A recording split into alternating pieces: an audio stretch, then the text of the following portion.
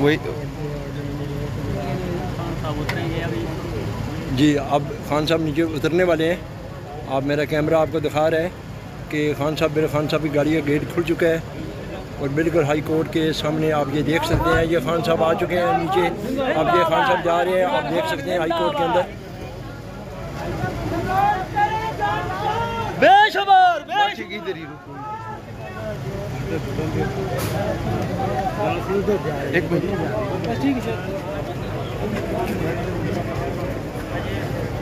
खान साहब गेट से अंदर चले गए हैं।